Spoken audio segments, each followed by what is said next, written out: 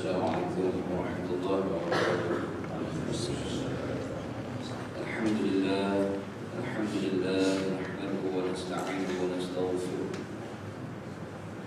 Alhamdulillah, nahmaduhu wa nasta'inuhu wa nastaghfiruh.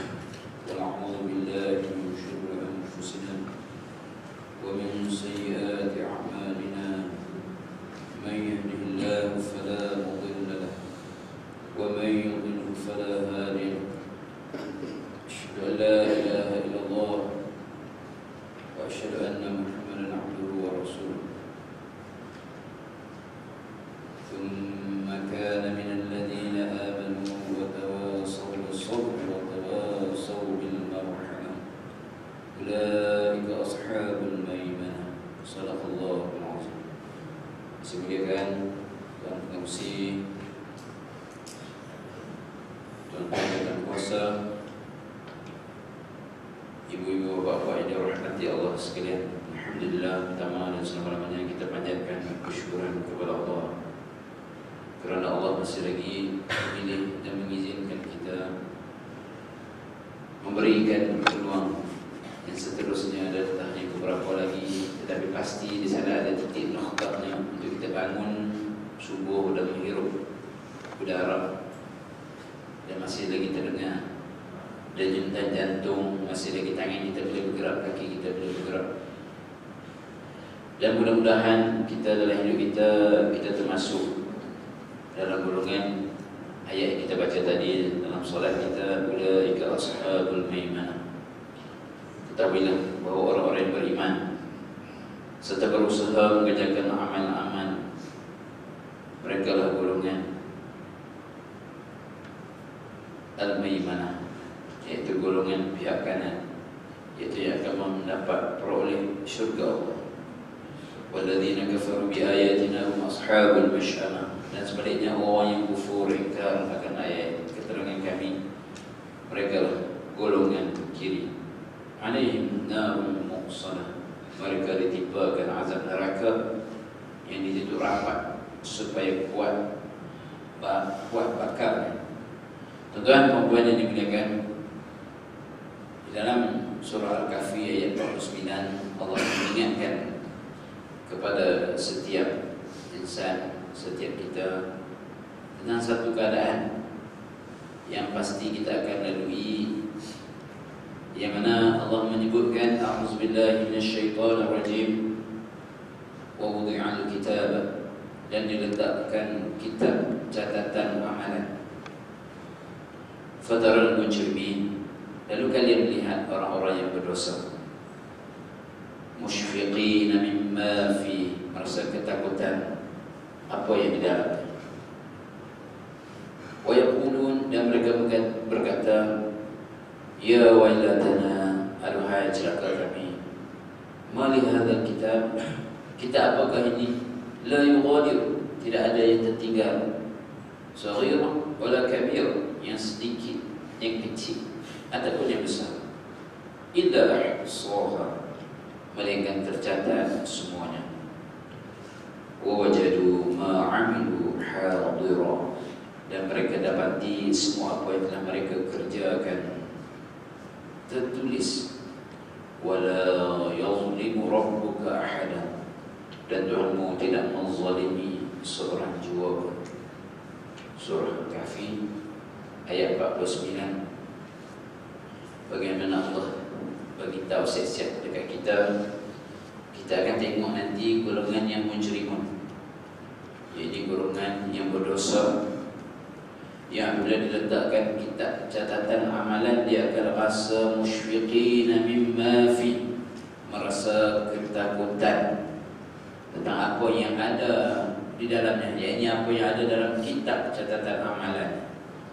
Dan terkeluar daripada mulut mereka, wa yaqulun, mereka mengatakan, ya wailatana, aduhai celaka kami, ma li hadzal kitab, kitab apa ni, la yughadir, tidak ada yang tertinggal, saghira wala kabira, yang kecil dan yang besar.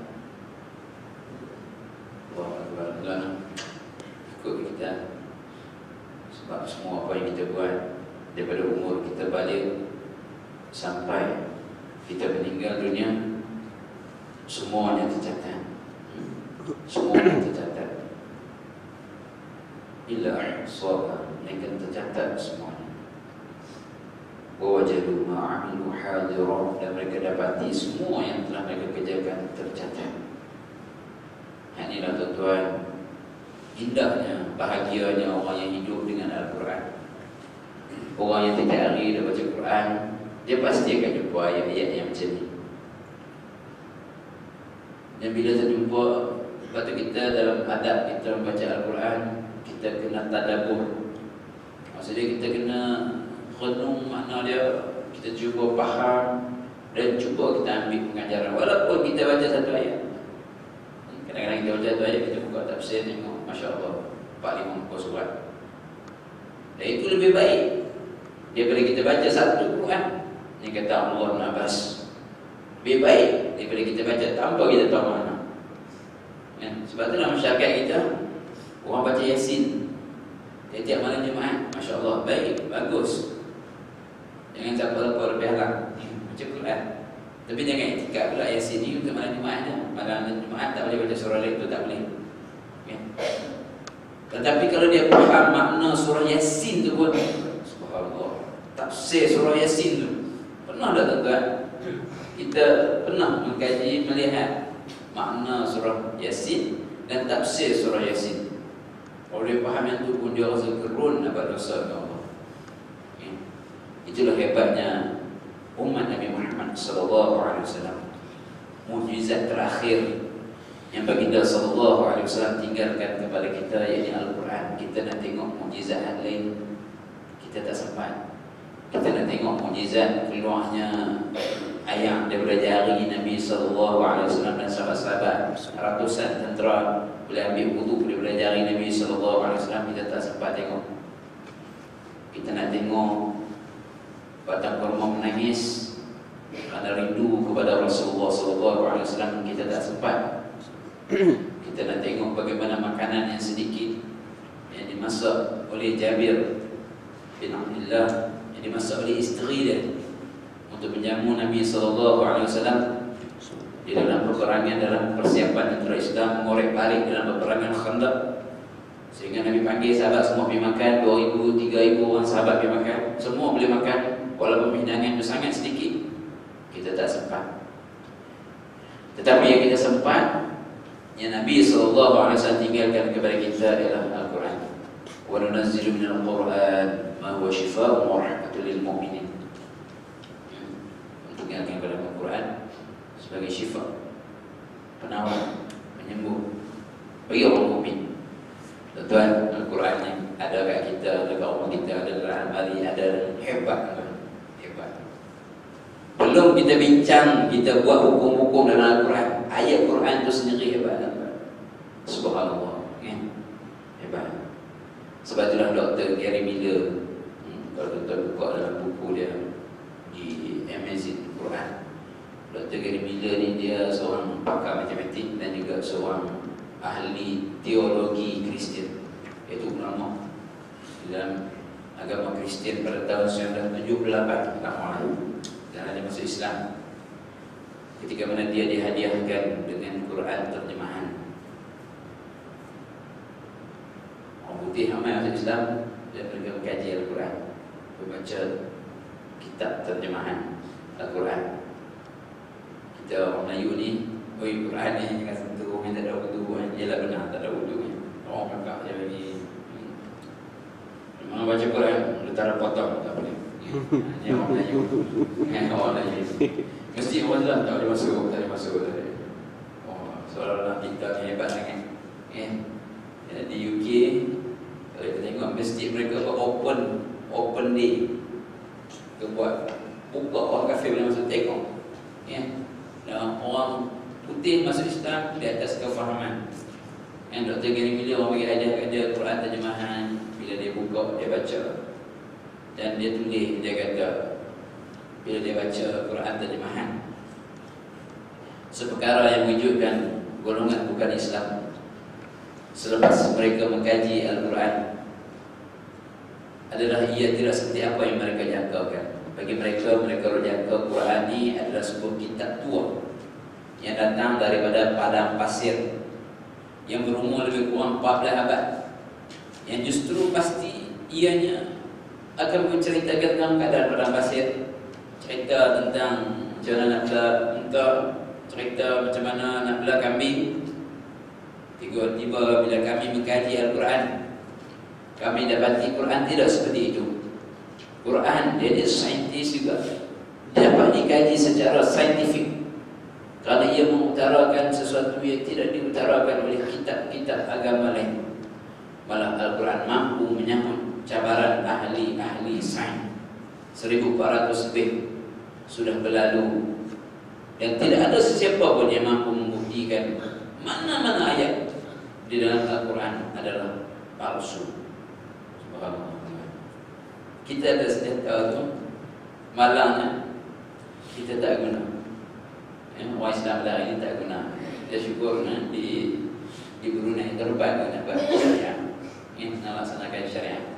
Dalam nak buat pengumuman tu tiba-tiba jumpa 6 lagi telaga minyak yang boleh bertahan sampai 6 tahun lagi. Allah Ta'ala buka rezeki orang yang nak, yang insya-Allah wa ma arsalnaka illa rahmatan lil alamin. Orang yang nak berpegang kepada agama, pemimpin yang nak kepada agama, insya-Allah Allah akan buka jalan-jalan dia, akan menghilangkan.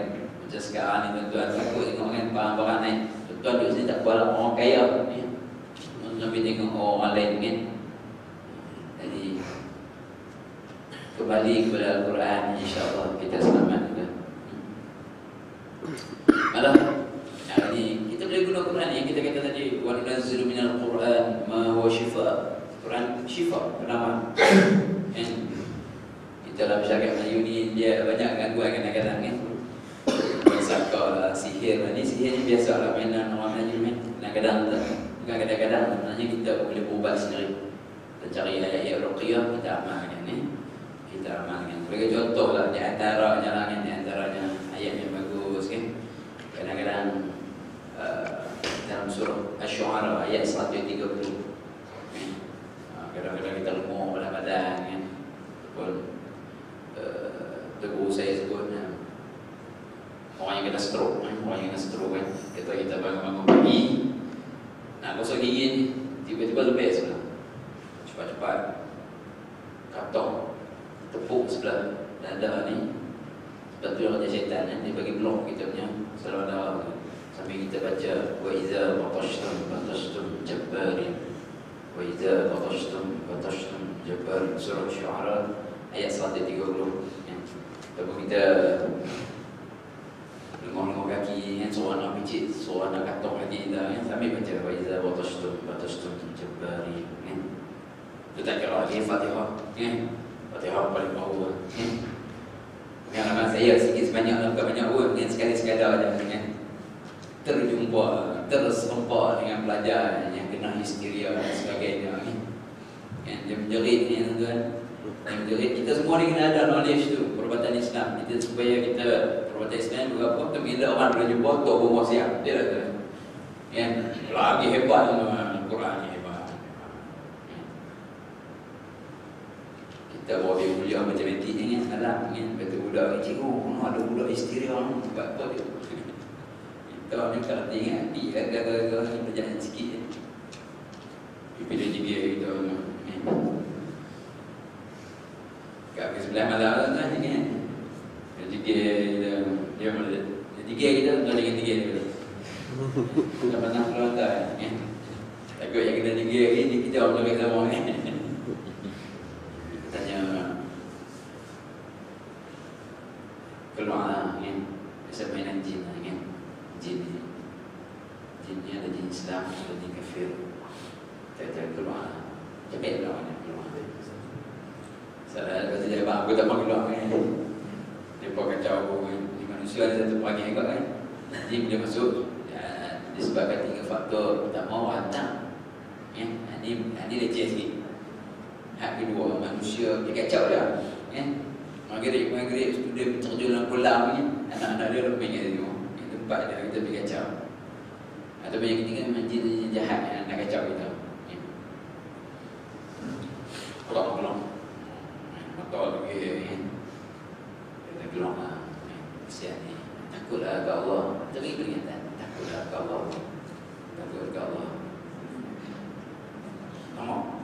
Tak mau. Ambil tak tangan dia kepala dah.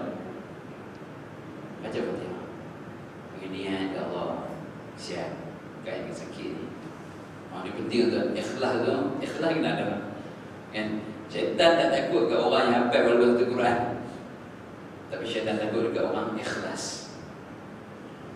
Waktu bibi tak ada apa lagi, ni sekali nak buang sempong 3 habis. Ada ni kan. Biar buat ni yang balik dia balik. Ikhlas. Untuk saya jangan penting kena ikhlas. Ikhlas ni kena bincang Allah Akbar. Tak apa-apa. Bismillah. Masya Allah. Ikhlas. Yang kesian. Ya Allah. Kesian kita ya Allah. Kacau. Ya Allah tolong ada ya Allah. Dia baca. Tak Fatihah. Itu buaya kursi. Lepas tu dia bunyi. Saya tak ada teringat dia bunyi. Saya keluar ada tunggu. Dia bunyi. Aduh sakit. Baik kita baca ayat kursi dengan dia terbakar. Memang saya seorang dulu syifa. Memang dia ni nampak. Dia kata bila kita baca Quran jin terbakar mantul. Dia pandai. Dia pergi main balik kan tu.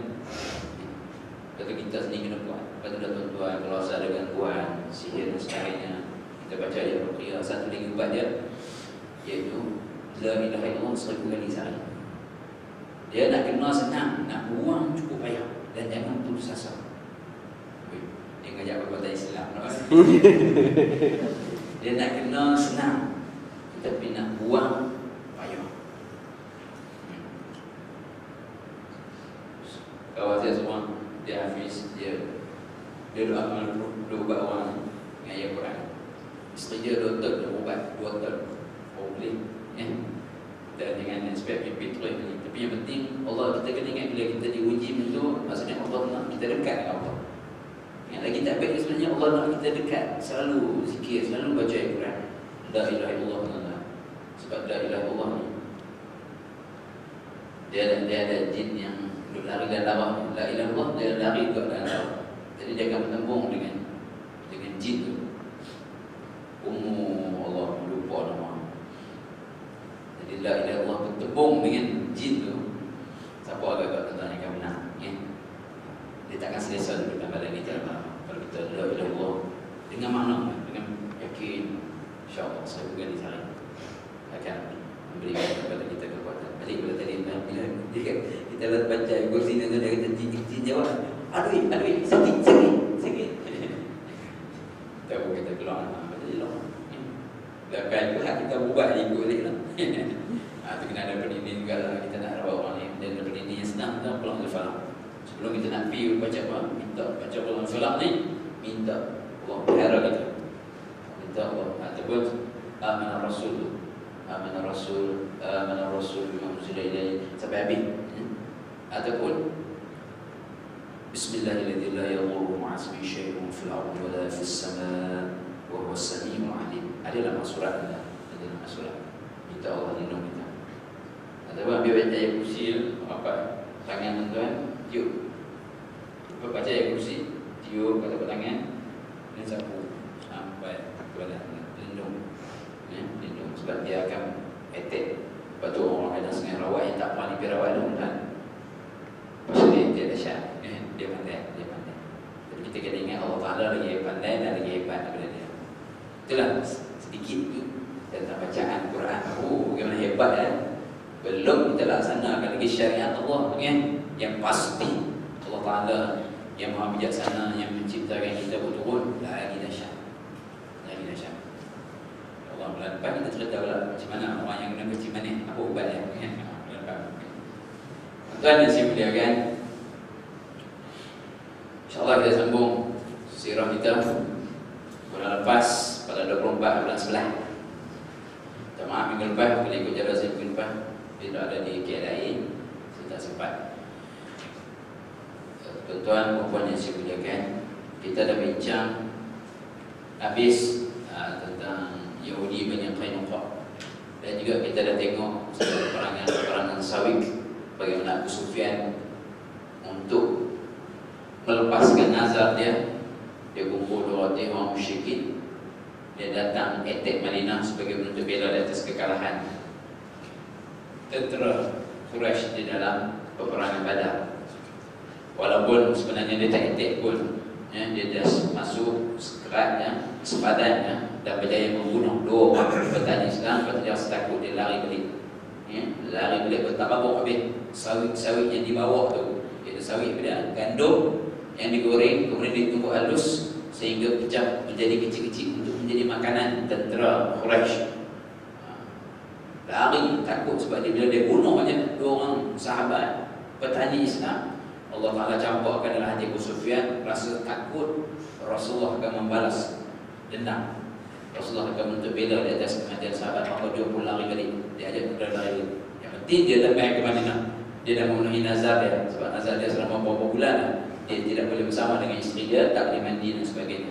Jadi nak hapus nazar dia, walaupun dia belum Islam masa tu, tapi adat jahilah domestik nak penuhi apa yang dinazarkan.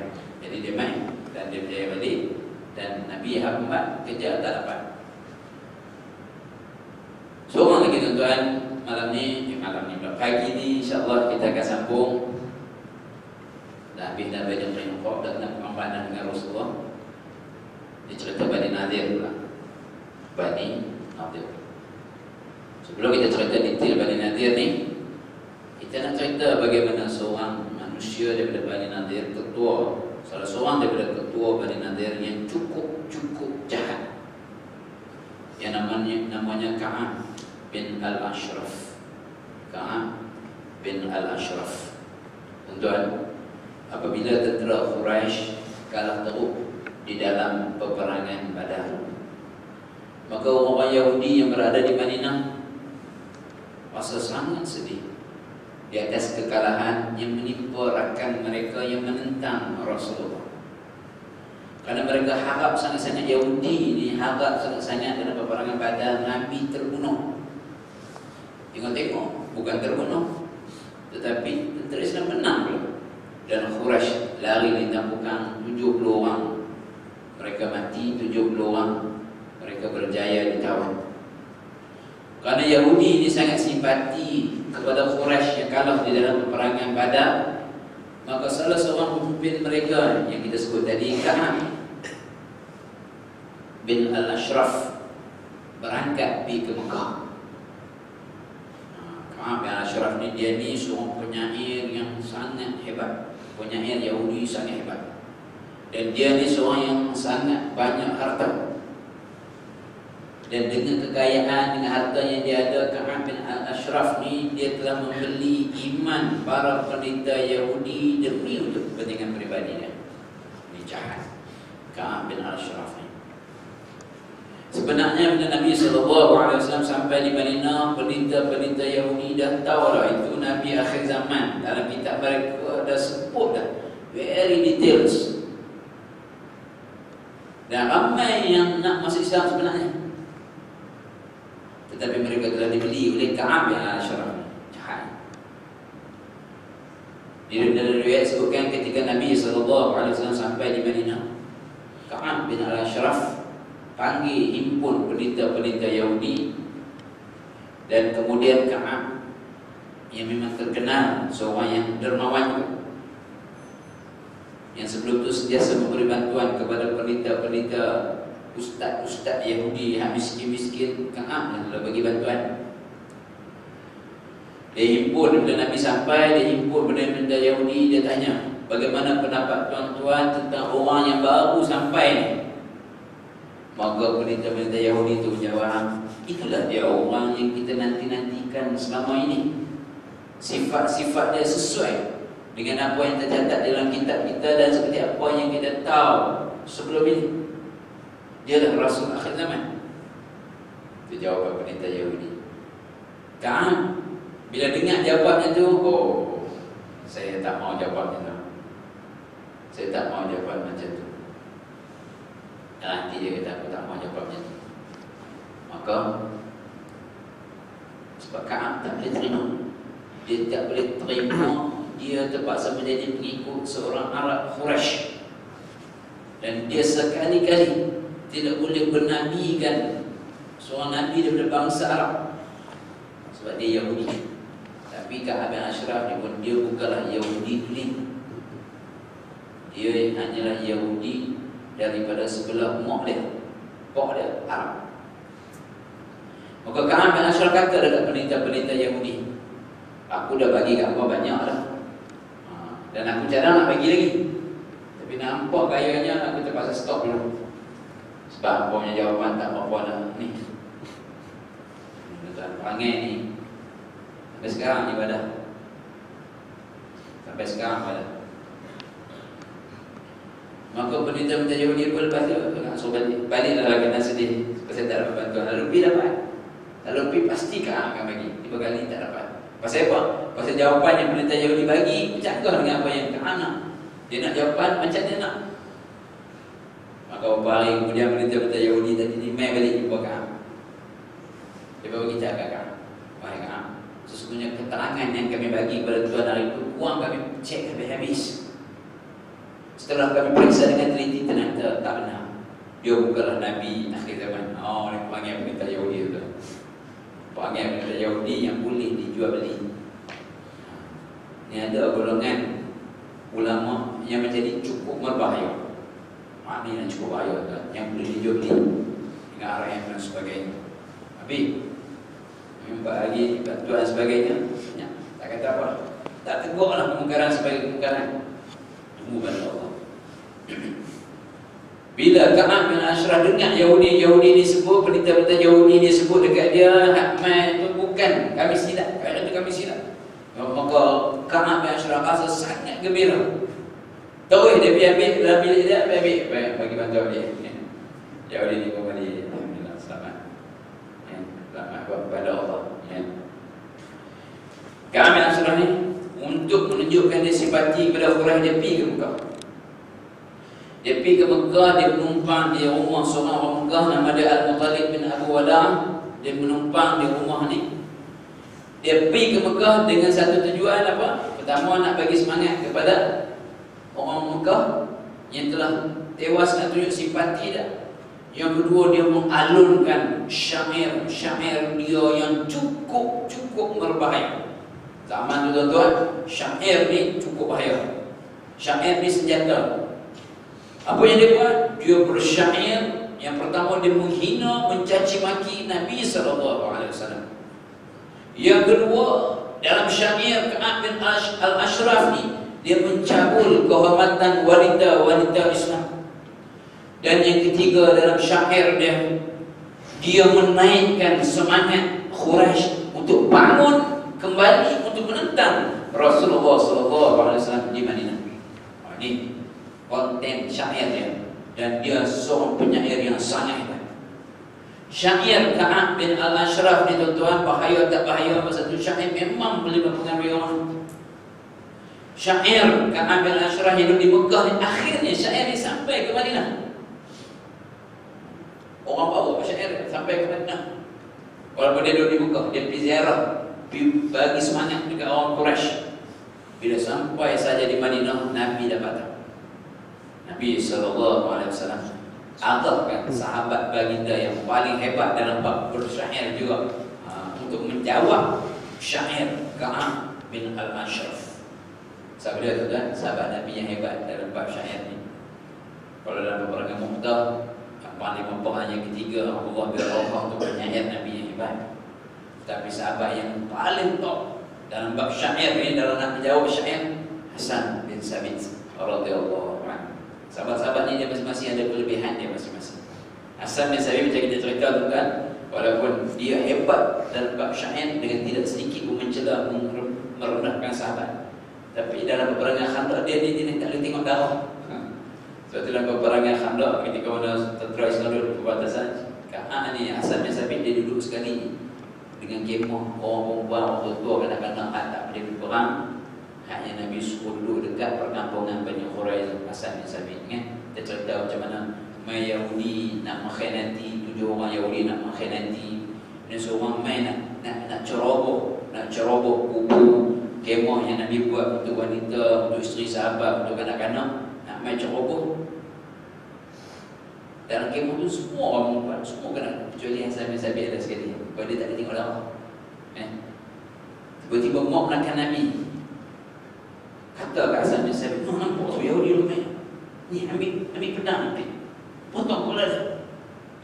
Sahabat-sahabat, aku tak mampu. Kalau aku mampu, pasti aku dah duduk dalam medan perang. Aku duduk di bawah atasan. Maka mau menakan Nabi dah bila Yahudi itu dekat. Mau menakan Nabi dah pegang kepala Yahudi itu, sebelah potong kepala. Sebelum dia potong kepala, dia katuk dia mati. Lepas tu dia kata kat sahabat-sahabat, Hasan, aku dah bunuh. Nabi potong kepala dia. Kena suruh potong kepala dia. Tengok darah, tak boleh. Nabi bilang macam tu lah. Maka mau menakan Nabi potong kepala, ambil kepala. Dari tu kepala dah potong lah. Ada orang tu kan.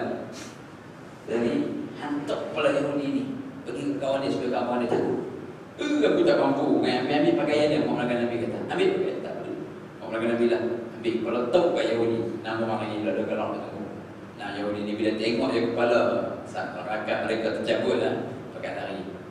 Mereka menyangka dalam kemah tu tak ada orang lelaki. Memang pun tak ada. Yang ada Hasan bin Sabit. Hasan bin Sabit bila Nabi SAW arahkan dia untuk menjawab syair Ka'ab bin Al-Ashraf ni, maka dia pun menyampaikan syairnya daripada Madinah. Dia membela Rasulullah SAW. Kemudian dalam syair dia membela wanita-wanita Islam. Dalam syair dia menaikkan semangat tentera Islam. Dan dalam syair dia mencaci maki tuan rumah bagi tumpang Yahudi Ka'ab bin Al-Ashraf ni. Bila syair dia di mana sampai balik ke Mekah. Bila sampai ke Mekah tuan-tuan, hak tuan rumah yang bagi Ka'ab tumpang ni tak boleh duduk lah. Dah faham lambat. Kami tak boleh bagi tumpang, tak tahan syair ni. Dah sampai semua orang Mekah tak mau bagi kat Nabi Ashraf tumpang pasal kena pukulan penangan syair Hasan bin Sabit. Dah kat Nabi Ashraf tak ada duduk lama, dia berbalik ke Madinah. Itu kerja Ka'ab bin Ashraf. Cukup jahat tuan-tuan. Ada tak dalam masyarakat kita hari ini tuan, musuh Islam yang ubat dia tak ada cara lain. Sama lah macam Ka'ab bin Ashraf ni. Bila dia sampai saja ke Madinah dan nampak sangat jadi cukup berbahaya. Cukup berbahaya untuk Rasulullah, untuk Islam, untuk sahabat-sahabat.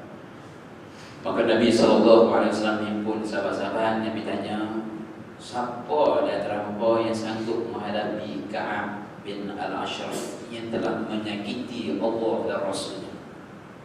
Maksudnya, apa maksud Nabi tu? Maksudnya riwayat hidup Ka'ab bin Al-Ashraf ni perlu dihabiskan. Bahawa orang yang berbahaya, kalau dia bahaya seorang dia tak buat tuan. Hak bahaya dalam masyarakat kita ni tuan, dia dah bahaya, dia dah sesat dah. Masalahnya dia sesat, dia menyesatkan pula masyarakat. Orang macam ni tuan-tuan dalam Islam memang cerita aja kalau lah dia meruntuhkan iman, cerita dia mati lah orang tu. Kita tengok orang yang pelik-pelik kan. Ayah P kan, Ayah P mau ni berjumpa dekat Batu Cave kan. Tanya Ayah P, dia kata bukan Ayah P, Ayah Pan kan. Tuhan pula apa Tuhan Harun pula kan. Tuhan Harun nama pun saya pun tak setuju sebut nama Tuhan. Dia bukan Tuhan pun kan. Harun gila kan. Allah Ta'ala bagi siap-siap dalam rokam kena stroke kan. Tapi tak mahu lah, jangan belajar dah. Lepas ni Ustaz Syahim Sam ajak baca Wa'idha Batas Tapi kita yakin tu akan ayat Quran ni bila kita baca kan. Bila kita baca kadang Allah tak sekali tak jadi, kena banyak kali. Wa'idha Batas Jabbar, semuanya ada. Surah Syurah ayat 130 tanya Allah. Tengok mana dia. Dan Nabi SAW tanya dekat sahabat-sahabat, siapa yang sanggup menghabiskan riwayat hidup Ka'ab bin Al-Ashraf? Lalu bangun seorang manusia yang bernama Muhammad bin Maslamah Al-Ausi Al-Ansari. Muhammad bin Maslamah ni bangun, ya saya tuan. Sahabat ni dah benar-benar kebaikan, mereka berubah cepat. Muhammad bin Maslamah ni tuan, dia sahabat yang hebat. Di kalangan sahabat dikenali sebagai lelaki raksasa. Pasal badan dia memang besar. Sebelum ni tuan-tuan, sebelum peristiwa ni dia ada memimpin lebih kurang 20-30 orang je tentera Islam. Dah menang. Dan dia memang pahlawan yang hebat. Badan dia besar. Sahabat-sahabat kita tahu dalam benda kebaikan mereka berburu. Mereka berburu. Orang Melayu kita dalam benda kebaikan kita tahu pernah berburu. Kita tengok hari Jumaat cukup lah. Nak duduk sah pertama kat Pulau Pinang ni cukup senang. Bukan Pulau Pinang, kat Malaysia. Nak pergi duduk sah pertama. Dalam makcik-makcik tak payah nak pergi duduk sah pertama. Ni contoh pakcik-pakcik kan. Hari Jumaat kita cukup senang. Cukup senang nak duduk sah yang pertama. Baru tak payah berburu kan. Yang payah nak duduk mana? Nak duduk belakang yang ada dinding penuh. Terbalik kan. Sedangkan Nabi kata kalau dah kamu tahu bagaimana besarnya pahala duduk di saf yang pertama dan menjadi muazzin, dan kamu tak dapat melainkan terpaksa cabut undi, pasti kamu akan cabut undi. Pasal besarnya ganjaran kan. Tapi orang tak berburu tuan-tuan, orang tak berburu kan. Tapi kalau tengok di Mekah, Madinah, siap lah kan. Nak try duduk sah depan, kalau depan. Macam saya contoh dulu formula dia senang je. Kalau duduk sah depan, kalau di Madinah, orang lelaki kalau duduk sah pertama, cara dia macam mana tuan-tuan? Habis-habis Bismillahirrahmanirrahim tu, pergi duduk. Lepas tu imam beri salam, Assalamualaikum warahmatullahi wabarakatuh. Ada tempat kosong, pergi duduk. Tunggu sampai asar, dapat. Itu cara dia. Tapi dia nak lah, tunggu lah orang sampai asar. Bukan menunjuk kakinya. Rupanya orang yang faham tentang kelebihan duduk di saf yang pertama. Maka Muhammad bin Maslamah pun menjawab, aku sanggup Tuan. Dan Nabi mengizinkan Muhammad bin Maslamah untuk membawa misi untuk membunuh siapa? Ka'ab bin Al-Ashraf.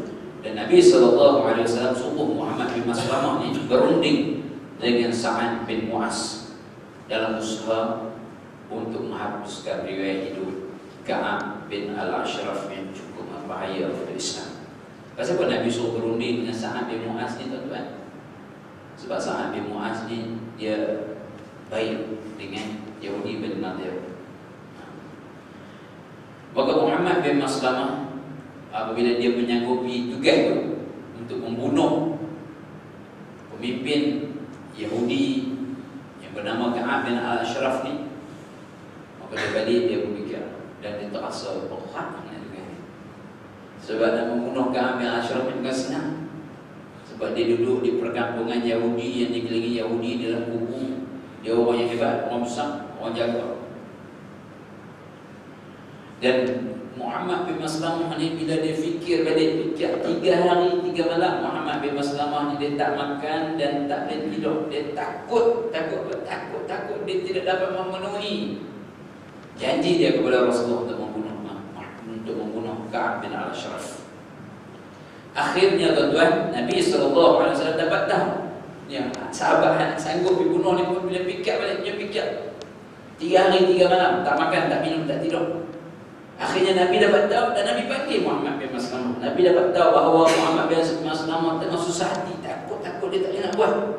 Nabi panggil. Dan bila Muhammad bin Maslamah jumpa Nabi, Muhammad kata, "Kak Rasulullah, wahai Rasulullah, aku telah mengucapkan satu perkataan kepada Tuhan. Aku tidak tahu sama ada aku mampu ataupun tidak untuk memenuhi tuntutan ucapan aku yang aku berjanji aku sanggup untuk membunuh Ka'ab bin Al-Ashraf. Pasal nak bunuh Ka'ab bukan senang." Maka Nabi SAW menjawab.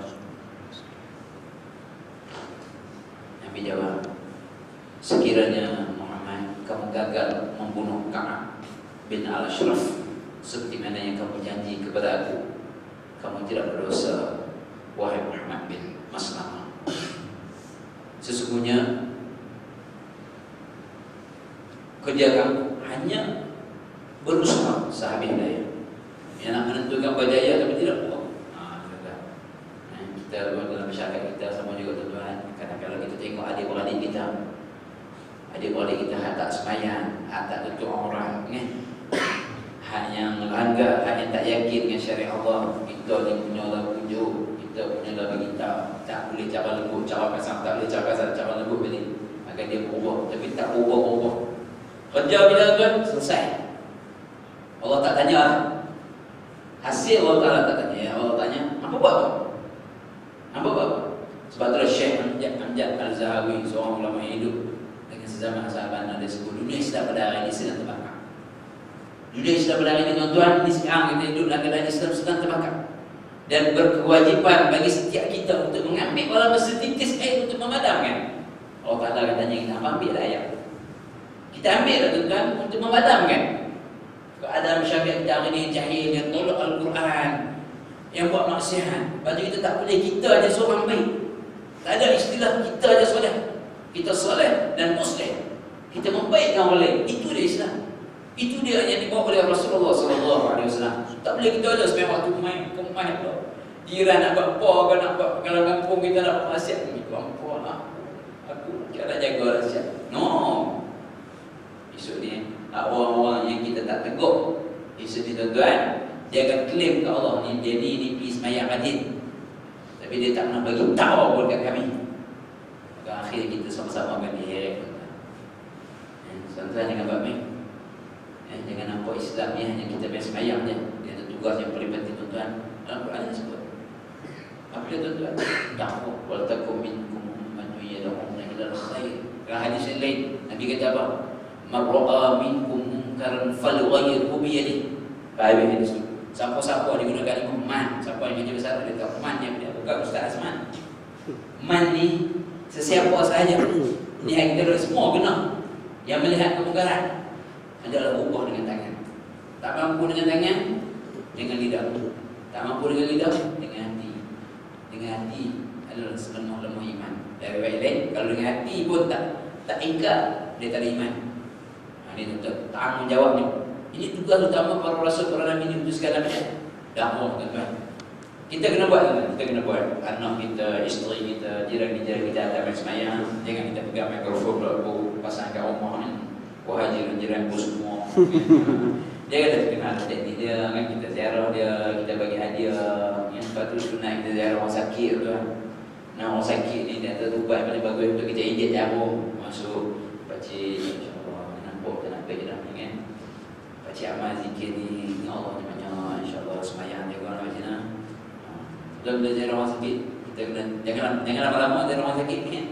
Kita tu lah menjaga kita adab yang Nabi ajar. Ziarah orang sakit pahala cukup besar kan. Pahala cukup besar. Tapi jangan lama-lama. Ziarah orang sakit jangan lama-lama. Satu, yang kedua bagi kabar gembira. Kita nampak muka dia tu pucat geding lah. Dia tengok Allah mampu sihat lah. Padahal pucat lah. Tengok ni dia sudah adab ni 2 hari ni jangan. Yang pipi ziarah ni aku tengok orang dulu fresh. Dia tengok ya Allah tak nampak darah lah. Kalau aku suam macam ni. Ada apa? Kita main tu kan 3 dunia je kan.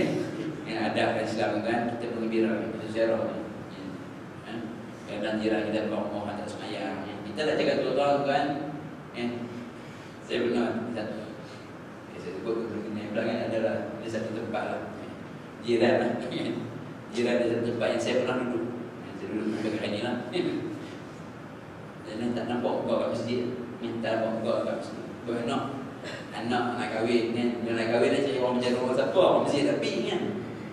Dia tak kawan dengan orang masjid kan. Dua hari pagi kita dah tengok kita lebih semayang. Ibu tu macam doa boleh apa kita baca doa. Dan doa tu dakwah kan. Doa jangan doa besar. Saya buka kalimah puji Allah, puji Rasulullah aku sebut ya Allah selamatkanlah semua menjadi kalau rumah ni kami semua ni rajin semayang. Jadilah kami semua ni ya Allah rajin di masjid. Pakai amin tu. Pakai amin. Boleh faham. Ini kadang-kadang silap kita ni. Kadang-kadang doa minta maaf lah, minta maaf. Kadang tahlil doa hak yang kat tangan ni 3 kali dah jatuh. Kan tak faham makna kan. Duduk tengok ayam tu mai dah rumah dia dah ni. Hak yang khalifah pula kalau dia boleh doa panjang, okey hebat. Kan? Lepas tu dia lari berkelapah makna semua dia tak kuliah. Sebab kadang doa paling baik bukan kadang-kadang doa paling baik adalah doa yang kita faham makna kan. Doa yang kita faham makna. Sebab tu selalu saya sebut kan bila kita berumrah kan. Bila kita tawaf tu tak payah lalu pegang buku kan. Pegang buku sampai orang nampak orang ni. pegang buku sampai lari bau kita. Paling bagusnya zikir yang kita tahu apa dia. La ilaha illallah. La ilaha illallah tu masya-Allah. Kan? Kalau kita tahu kan. Disebut sikit kawan saya bila ada ubat kan, kawan saya bukan saya mah. Kan jangan cakap saja. Hati kita mah. Cerita kawan dia. Tunjuk tempat kan. Kawan bila dia ubat kan, dia selalu ubat kan. Test kan ayat mana yang paling power di antara yang power la ilaha illallah. La ilaha illallah. Zikir la ilaha illallah. Lari kan dia harus lari ke badan. Lagi dia menyorok duduk. Dia suka sakit, dia suka duduk kat sini-sini. Kat sini-sini. Dia kan sakit tepuk. Wa idza batastum jabbari. Belum mukul kejap. Yang mana ayat lari niat Allah, pegang Allah pulang. Minta Allah lah, minta Allah. Ini bila kita baca Fatihah, tempat yang kita minta doa mana? Kita baca dengan tajwid, dengan betul. Kita puji tengok Fatihah betul. Kita baca tu. Tak cukup makhraj ni, mat tahu banyak. Kacau kan. Dia baca Fatihah tuan, dia ada tempat yang kita nak ke mana? Ia kena aku wa ia kena setang. Satu niat apa benda? Allah sembuhkanlah dia, Allah kesian dia Allah. Insya-Allah kita kena yakin tu. Allah Taala sentiasa mendengar. Kan? Pasal bagi kita minta kepada Allah. Sedangkan Allah ni Al-Ghani, Allah Maha Kaya. Kan? Tentu kadang kita ada masalah tu kita tak balik kepada Allah. Kan? Bangun semayang. Sebelum maghrib subuh 2 rakaat semayang aja. Allah sangat gembira. Seronok Allah bila kita minta. Masalah minta orang dia bila sakit apa? Dia cari bomol berkata dia boleh tarik. Dia boleh tahu apa semua. Bawa baju je apa. Jaga-jaga dengan orang yang bersahabat dengan kharam ni. Betul masyarakat kita di antara masalah dia bila sakar. Orang dulu, orang tua dulu kan. Bila buat bendang apa semua orang kalangan. Bendang 30 dulu. Masa itulah yang dia belajar. Disebabkan kejahilan.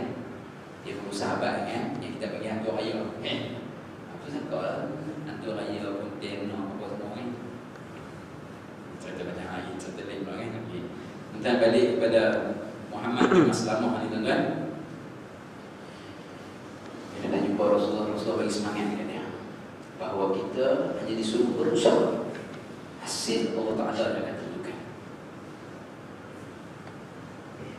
Maka Muhammad bin Maslamah bila dengar Nabi beritahu macam tu, maka dia sedekah.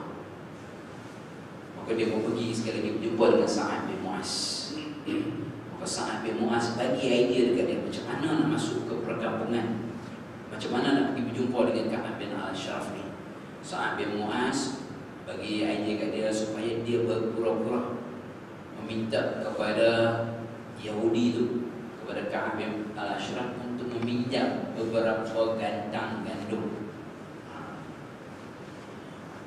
Sa'ad bin Mu'az bagi idea dekat Muhammad bin Maslamah macam mana nak masuk jumpa Ka'ab bin Al-Ashraf. Hampir jumpa dia habaq bila anak pinjam gandum. Maka Muhammad bin Maslamah setuju dengan cadangan Sa'ad bin Mu'az. Dan lepas jumpa Sa'ad bin Mu'az, tiba-tiba mai pertolongan Allah untuk Muhammad bin Maslamah ni. Mai 4 orang lagi sahabat. 4 orang lagi sahabat iaitu Abu Na'ilah, Umbah bin Bash, Al-Harith bin Aus dan Abu Abbas bin Jabal. Mai 4 orang ni beritahu kepada Muhammad bin Maslamah, kami nak tolong hang, kami sanggup untuk bermati-matian dengan hang untuk kita membunuh Ka'ab bin Al-Ashraf. Mai 4 orang sahabat sanggup tolong Muhammad bin Maslamah. Maka Muhammad bin Maslamah lagi yakin kemudian Allah ditolongkan oleh Allah. Mai 4 orang sahabat, 4 orang sahabat lagi termasuk apa? Abbad bin Bish. Saya ingat Abbad bin Bish ni. Sekarang Abbad bin Bish. Saya pernah cerita bagaimana Abbad bin Bish ni ketika mana balik daripada peperangan Zatul Riqmah, peperangan perca kain. Saya pernah perca kain. Perjalanan sahabat-sahabat masa tu tak pakai kasut. Aman tentera Islam yang jalan kaki, pecah habis kaki, tapak kaki ni macam perca kain. Lepas tu dibagi peperangan Zatul Riqmah. Yang balik dari peperangan, kemudian tengah perjalanan berhenti rehat. Bila malam Nabi dan sahabat dah rehat, Nabi suruh sahabat irasah. Irasah ni masa berjaga malam. Maksudnya sebagian tidur, sebagian jaga. Jaga tak ramai lah. Halin tidur rotate gila. Maka sampai giliran Abbad bin Bish dan Ammar bin Yasir. Amal bin Yasir, orang yang kena jaga. Kalau Nabi dan sahabat tidur rehat, maka Abbas dengan Ammar ni, Abbas kata dekat Ammar, kamu rehat aku nak okey, kadang okey, tenang semua. Ammar pun tengok saya. Maka Abbas bila keadaan tenang tuan, malam sunyi. Kalau kita buka radio dengan lagu 60-an, ni kita kan, Allah tekak sikit kan dengan ceramah dengan Quran. Abbas apa dia buat? Tengok tenang ni, Allah tak tahan. Ambil wudu, nak semayang. Kalau sahabat-sahabat semayang ni sedap mereka. Kalau dia ambil wudu dia semayang, Allah. Tengah ayah punya ada seorang musyrikin dia ikut dia terislah pasal isteri dia kena tawanan. Isteri dia tawanan. Jadi dia tengok Nabi dan sahabat yang tidur dan dia semua terus semayang. Dia panah Abbas bin Bishr. Saya bercerita peristiwa ni. Dia panah Abbas bin Bishr. Abbas kena panah ke belakang. Panah pucat ke belakang. Bukan nyamuk main ketik kan. Panah tu kan. Dia kena panah dakwah meleleh. Abbas tarik panah dari belakang, cabut. Dan dia teruskan semayang. Musyrikin ni panah lagi. Tengok tadi dia buat panah lagi. Sampai 3 kali kan. 3 kali Abbas cabut. Yang ketiga, dakwah makin banyak. Maka Abbas baru cepat menghabiskan solat dia. Bagi salam dan dia mengangkat ke arah Ammar. Dia kejut. Ammar bila tengok, wahai Abbas, pasal kau tak kejut berdawai? Pasal kau tak kejut berdawai? Abbas kata, sesungguhnya masa aku semayang tadi, aku sedang membaca satu surah yang sangat lazim, sedap. Aku tak sanggup nak memutuskan solat aku ni, dan aku lebih rela jasad badan aku putus daripada aku memutuskan solat aku tadi. Tapi bila aku terkenangkan, aku luka parah ni, aku takut apa-apa terjadi kepada Rasulullah. Kerana tu je aku cepat-cepat bagi salam. Cinta sahabat-sahabat kepada Rasulullah satu. Yang kedua, kita tengok kualiti solat sahabat-sahabat kan, bandingkan kita kan. Kena tu imam baca panjang kan. Nabi semayang subuh kat masjid pertama kan. Imam kadang baca 2 muka surat kan. Kena kita pula jalan pagi nak kena pergi toilet kan. Kan pagi nak kena pergi toilet. Mula lah tak bibiak. Kan. Kalau jadi imam ni pun dia kena tengok juga kan. Dia tengok juga kan. Sebab tu ada sahabat yang tak maaf bila masa Muaz menjabat jadi imam. Dia mengadu bila Rasulullah kata tak maaf bila Muaz jadi imam. Sebab Muaz ni imam panjang-panjang. Bukan Nabi tak bawa ke makmum, Nabi membawa kata imam. Teguran kepada Muaz.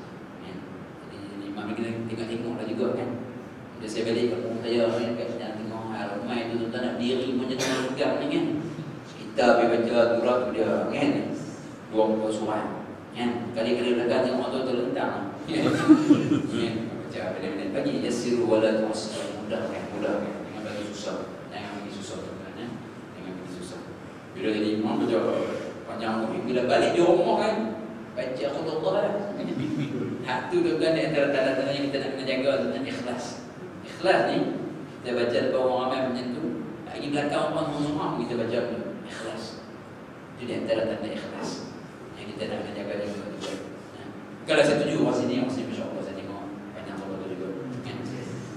Tuan-tuan yang saya muliakan, Abbas bin Bishr salah seorang dari sahabat yang sanggup untuk menjadi penolong kepada Muhammad bin Maslamah Majati. Yang kita nak nanti tuan-tuan, saya nak tarik yang boleh. Jadi sekarang kita nanti dulu ni. Kemudian kelima orang sahabat ni, termasuk Muhammad bin Maslamah, pergi berjumpa Rasulullah sekali lagi. Berjumpa Nabi nak minta izin. Minta izin apa? Minta izin satu benda. Iaitu mereka tanya kepada Rasulullah, "Wahai Rasulullah, kami boleh jumpa Ka'ab bin Al-Ashraf ni untuk membunuh dia. Kami terpaksa bercakap bohong. Kami terpaksa berdusta di hadapan Ka'ab bin Al-Ashraf."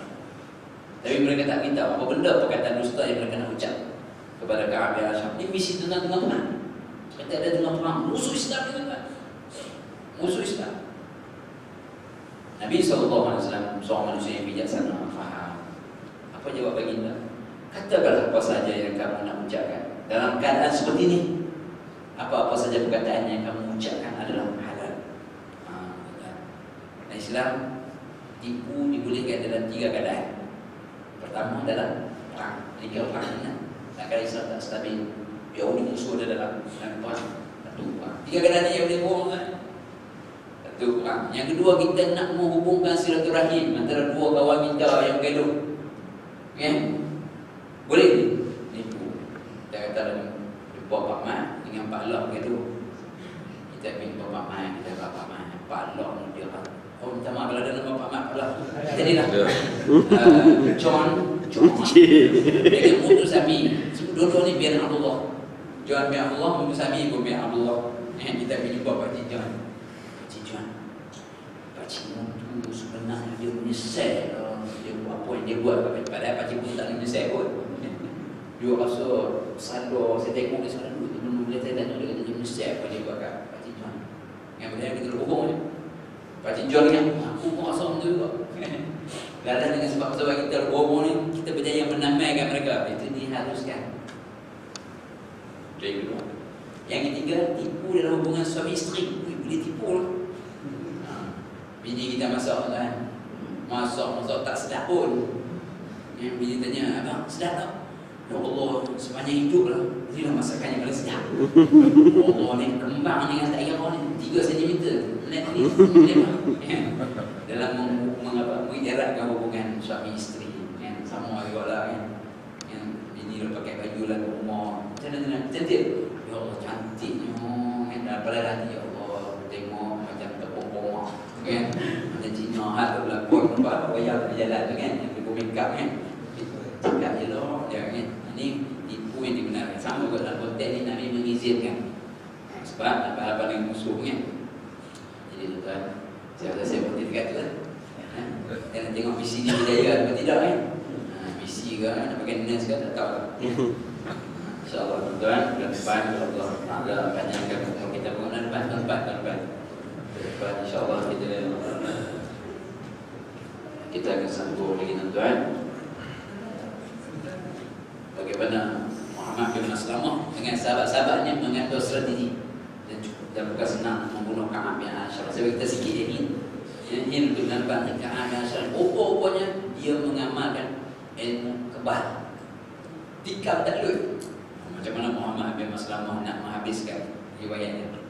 Bulan depan kita akan tengok. Wallahu a'lam. Ya.